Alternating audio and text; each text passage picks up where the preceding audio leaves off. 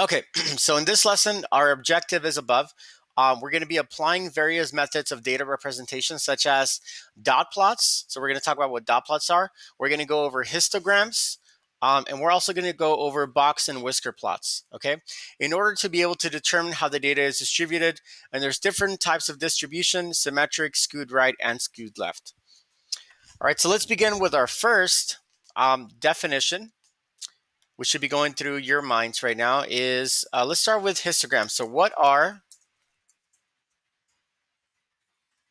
histograms? You'll see this in many other classes. Um, it's a way to represent data. It doesn't necessarily have to be for math. Just any sort of data can be represented with a histogram. You probably have seen a form of histogram before, also known as a bar graph with a slight minor difference. By definition, let me go ahead and define this. Histogram is a data distribution chart used to show frequency within specific values.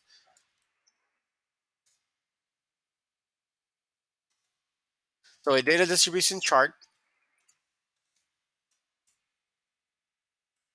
used to show frequency with specific values. It's basically a bar graph with the frequency on the y-axis.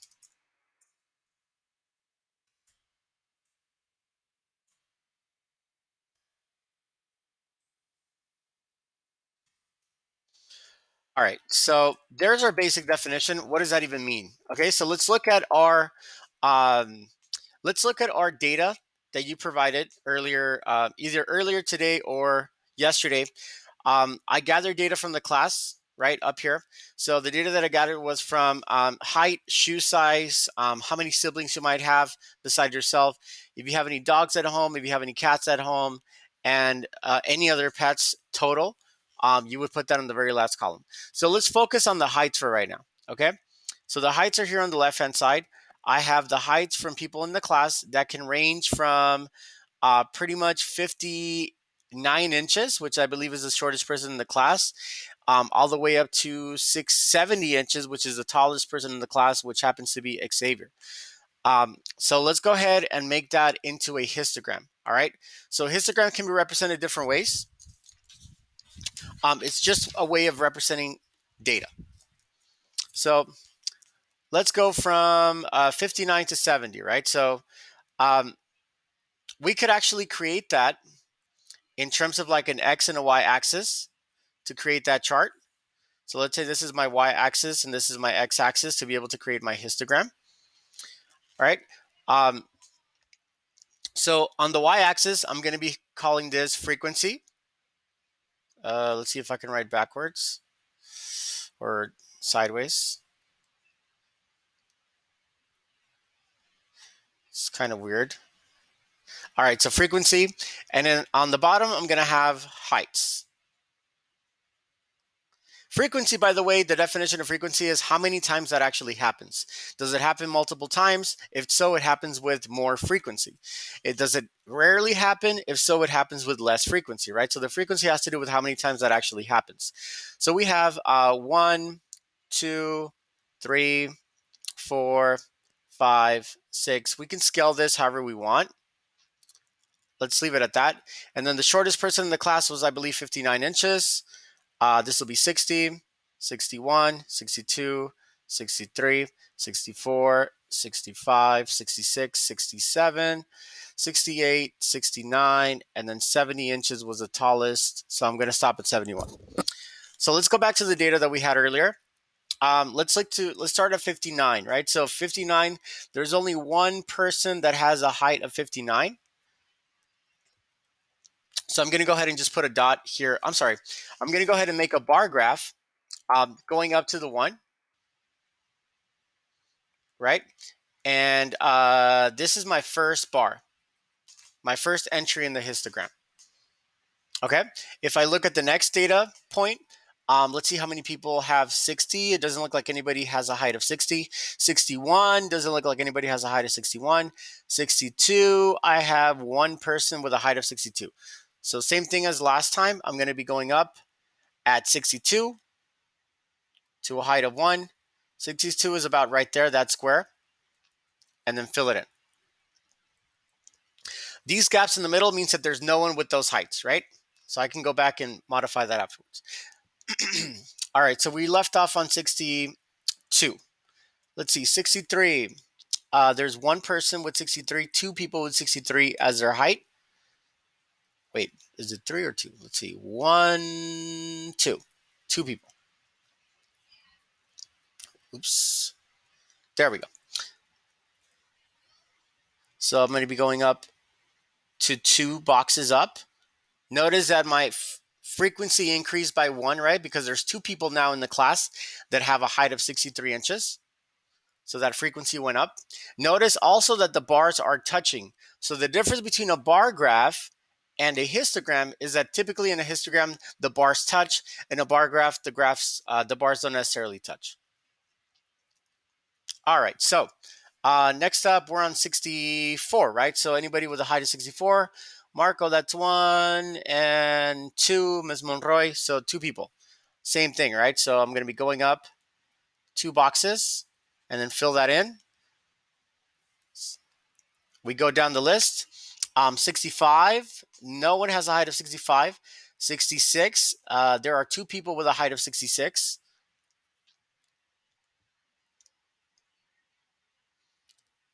So we can see that the data is a little bit more, there's a lot more people that are in the middle than are at the sides, right at the edges. We'll talk about what that means in just a second. Okay, so 67, there's only one, oh no, there's actually 2 people, Eli and Alexander, with a height of 67 inches. So again, we have another 2 people here, same size bar, that'll fill in the 67 from 66 to 67 slot. 68, there are no students with a height of 68, no people. 69, there is 1 person, I believe that is myself. So I'm going to put it right here. 70, there's 1 person, which is Xavier, which is a height of 70. And I think he is the tallest in the class, so we're pretty much done, right? So if you count the histogram, the number of frequency that it happens, that'll pretty much give us the number of entries that we have in the class, right? So 1, 2, 3, 4, 5, 6, 7, 8, 9, 10, 11, 12. This is what's special about histograms. Histograms, though, you could actually modify the bottom of the histogram to set a certain class interval. And I'm going to talk to you guys about what that means, right? So what is a class interval?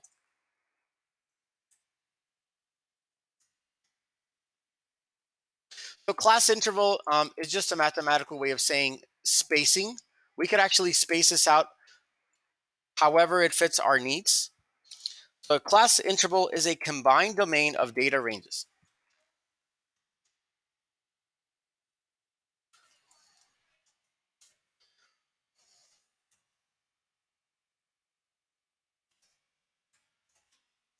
So class interval, a domain for which the data can be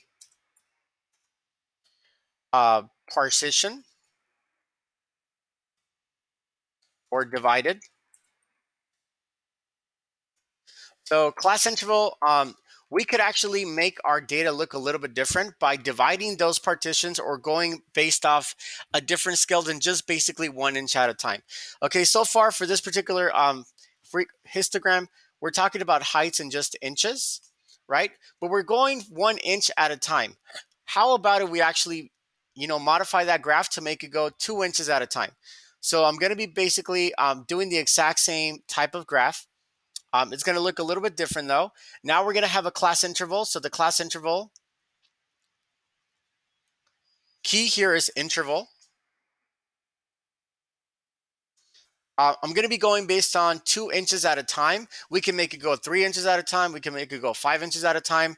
However you guys see fit. It's going to change the way that the data actually looks. It is going to change the frequency spread out based on the data. Okay, so for this particular next histogram, we're going to use the exact same data, but this time we're going to be going based based off 2 inches every single time we go from one bar to the next. Okay, so let's make that graph really quick. All right, so there's my x and my y-axis. I'm gonna be doing the same thing for the y-axis for frequency. All right, so this will be frequency on the y-axis. 1, 2, 3, 4.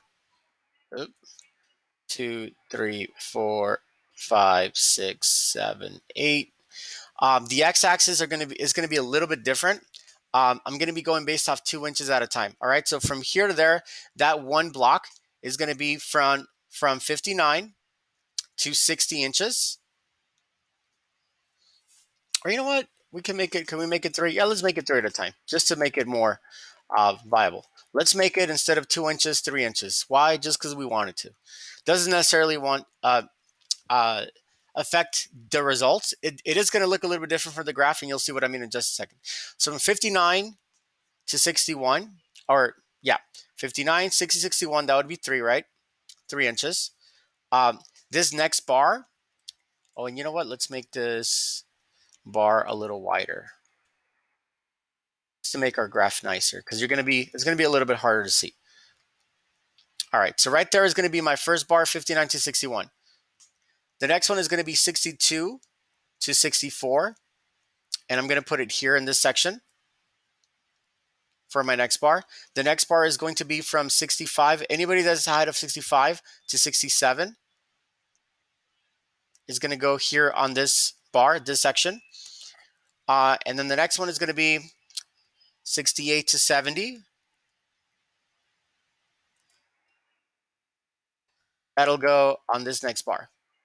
There's no one after that, but you can make it go from 71 to 73, and that'll be the next bar afterwards. So this is a major difference, right? So we still have a histogram. The only difference is that we change the class interval. The interval, instead of going by 1 inch at a time, we're going to be going by 3 inches at a time, and we're going to see how that affects the way that the graph actually looks. Okay, so 59 to 61, we only have one person that fits that description, right? So one person with 59, no one with 60, no one with 61. So it's still going to look the same pretty much from 59 to 61. Oops, that bar should be wider now, right? So it should look something like this. You can shade it in, or yeah, let's make it colorful so it looks nicer. So it's only one person from 59 to 61 inches in height. Let's look at 62 to 64. So from 62 to 64, that's pretty much these two right here, right? That is 61, 59, 60, 61, 62, 63, and 64. 63 and 64 are only 3 people.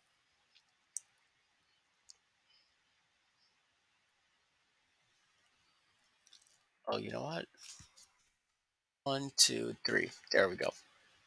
Remember that for a histogram, the bars need to touch if they're next to each other. So that's kind of like what I did. I modified it because I had messed up. For a histogram, the bars typically touch each other. For a bar graph, that's not the case. All right, so there you have it. I have 62 to 64, 3 people. Now let's go from 65 to 67. 65, there are 2 people that are 65. 67, there are 2 people that are 67. So in total, I have 4 people. All right, so I'm going to make this bar a little bit taller by one more. And now I have my next bar. Next up, I have 68 to 70. How many students are between 68 and 70 inches? 68, there are 2. 69, none. And 70, I believe. I think I did it backwards. 68 is this one. 68 is 2. 69 is none. And 70 is 1. So in total, we have 3. 3 students that are between 68 and 70 inches.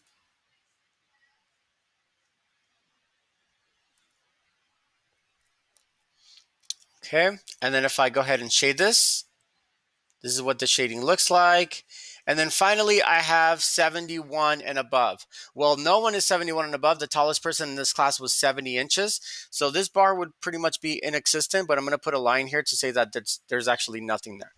Okay, so there you have it. So a histogram can look many different ways depending on what your class interval is, right? You can go by a factor of 5, 10, 15, 20, 25, 30. You can go by 2s, 4s, etc. That'll make the data look a little bit different, okay? And pretty much the histogram, it's essentially a bar graph in which the bars touch. The y-axis will be the frequency at which that particular thing actually happens. So for this particular bar graph, we're talking about student heights,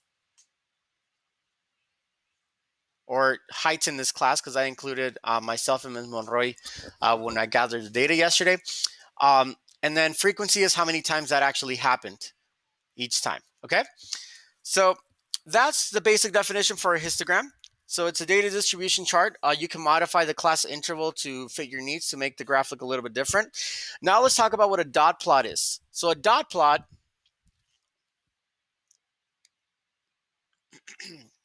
let me write the next definition on the next page. So what is a dot plot?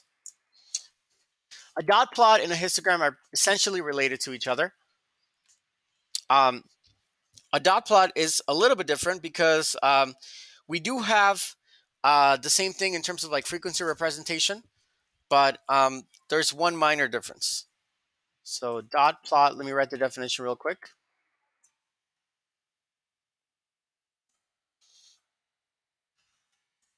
So it's similar to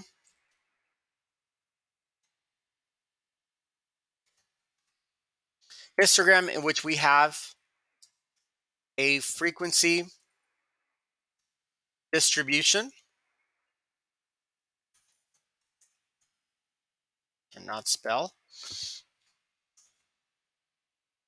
However, each dot is valued only for 1 unit. All right. So it's essentially the same thing that we have if we wanted to make a dot plot, except that instead of bars, we do it with dots. All right. So let me go back to the data that you guys provided for me. Let's say we wanted to create a dot plot of the siblings, right? So how many people have in this class have siblings, you know? Uh, so we have a various set of data. There is no one that has no brothers and sisters. Everybody has at least one brother or sister in this class. And then the most amount of brothers and sisters that a couple of people have are 4. So they're pretty much one of 5 other people. All right. So let's turn that into a dot plot. So I'm going to call this dot plot siblings.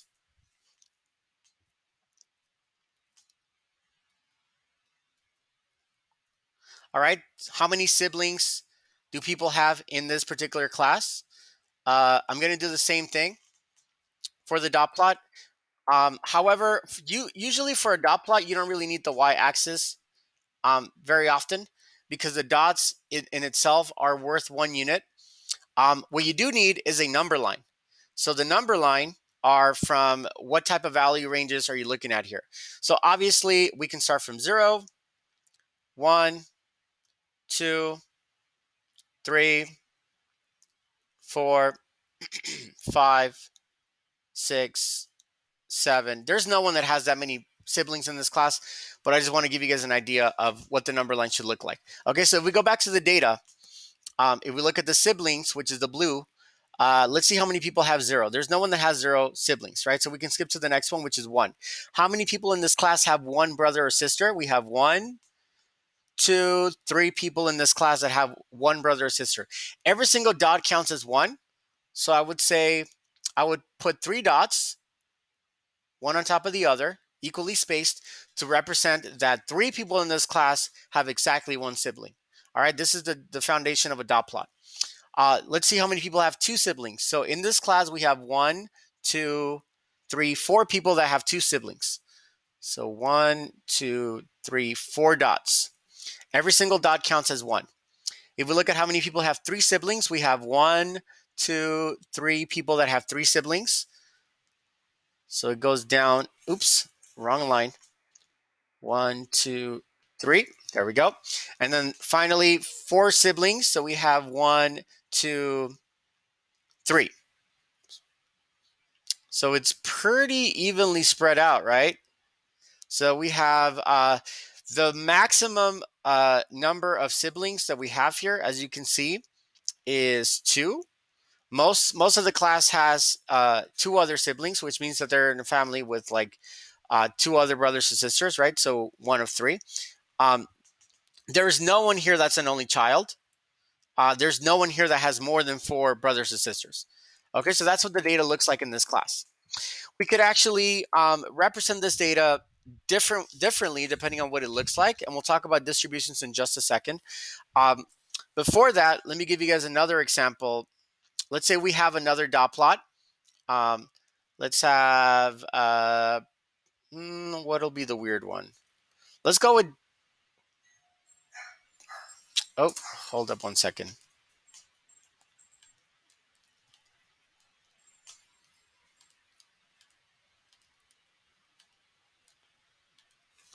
One second.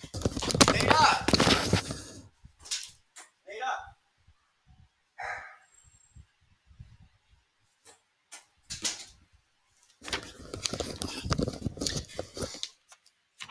Hi, I'm here. Sorry about being late. I got distracted by work and I forgot what time it was. Well, we're halfway to the next lesson, so make sure you pay attention because, yeah, we got some catching up to do. But I'm Okay. recording it either way. All right, thank you. Sorry for the distraction, guys. I had to go and get the someone was knocking on the door, but my wife has it. So, okay, moving on. So let's do another dot plot really quick for the people that may not have been here. Let's do the one on pets. So this can be the last example in terms of like pets or dot plots. Oops. So remember, for a dot plot, every single thing counts as 1 unit. You need to draw a number line. Oops. Preferably straight. According to the values. So you can have, some of them can be negative, some of them can be positive. It all depends on the graph, of course. So I'm going to go ahead and go from 0, 1, 2, 3, 4, etc. And let's go back to the data. So does anybody have 0 pets here? It looks like one person has 0 pets. So I'm going to put 1 dot where it says 0. Does anybody in the class have 1 pet? So we have 1, 2, 3, 4, 5, 6 people that have only 1 pet, whatever that may be, right? So 1, 2, 3, 4, 5. Did I say 6? 1, 2, 3, 4, 5. Yep, 6 people. So I need a little bit more space. So let me erase this. It's in the way. All right, 6. So it looks like 1 might be the winner. We'll see if that's the case. 2, how many people have 2 pets? We have 1, 2, 3, 3 people that have only 2 pets.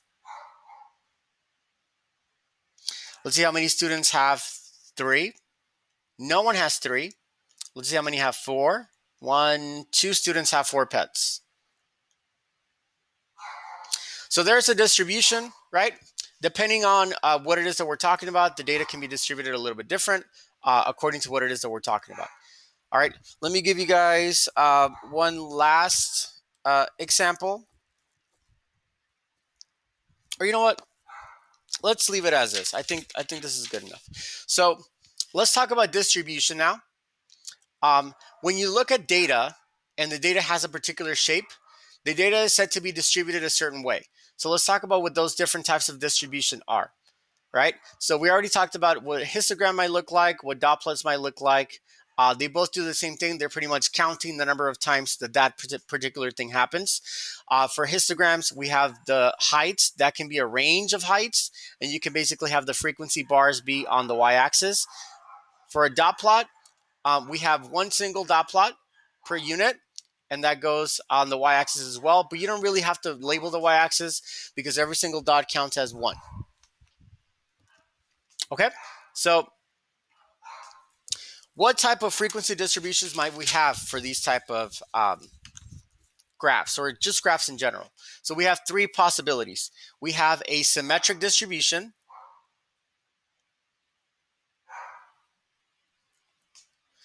We also can have skewed right.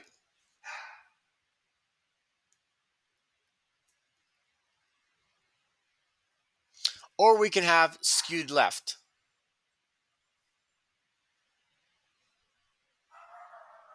All right, so we have three different types of distribution, potentially. Let's talk about what each one of them looks like. It can be symmetric, it can be skewed right, or it can be skewed left. So if we have a symmetric distribution, that means that either the histogram or the dot plot looks symmetric, meaning evenly distributed on both sides. Let's change the color on, you guys can see it a little bit more clearly. All right, I'm going to put the graphs in the middle. So if we have a symmetric distribution, that means that in the middle, we have the most amount of data. So we can have a lot more data in the middle, and then it's pretty much evenly distributed on both sides. Obviously, it's not going to be perfect, but you can tell that the bulk of the data is in the middle. This symmetric distribution is also known as a normal distribution. So I'm going to put it at the bottom. This is AKA normal distribution.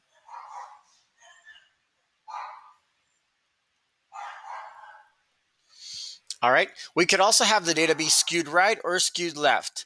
Now, contrary to what you might think, it's actually a little bit different than what is counterintuitive. So skewed right means that a lot of the data is actually going to be on the left side. So it'll look something like this.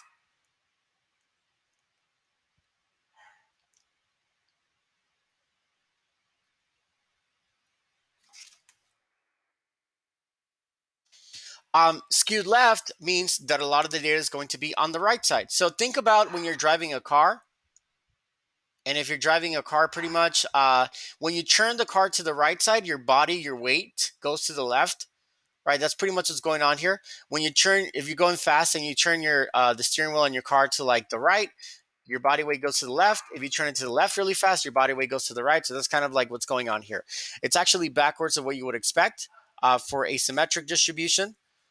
It's even Steven, right? So there's about the same amount of data on the right side as there is on the left side. For a skewed right distribution, there is more data on the left side than there is on the right side. For a skewed left distribution, there is more data on the right side than there is on the left side.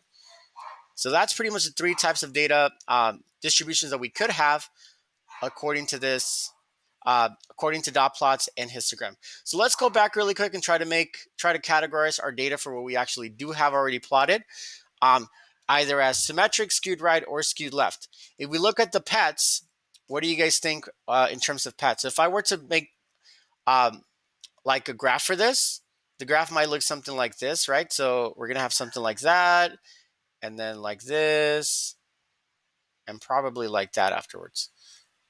All right, this is just a guess. So what do you guys think this is? Is it going to be skewed right, skewed left, or symmetric?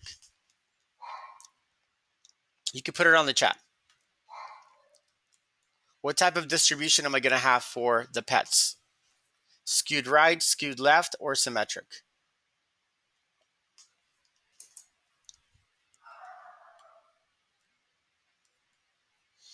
If you said skewed left, remember it's backwards. I know what you're thinking. You're thinking like a lot of the points are on the left side, so it's going to be skewed left. It's actually the opposite. So skewed left means that a lot of the data is on the right side, and skewed right means a lot of the data is on the left side. So just think opposite. Okay, so it is exactly what you're thinking, but it's actually the opposite of what you might think. So this is actually skewed right. Okay, because a lot of the data is on the left side. If we look at the number of siblings and we try to make a graph based on that, it's pretty evenly distributed in terms of like there's a lot more in the middle and then it kind of goes down, but it stays pretty consistent. This is hard to tell. I would say probably more data values are necessary, but as you can see, a lot more of the data is in the middle here at the number 2. So I would actually call this symmetric, meaning that there's about the same amount on the right as there is on the left, or also known as normal distribution.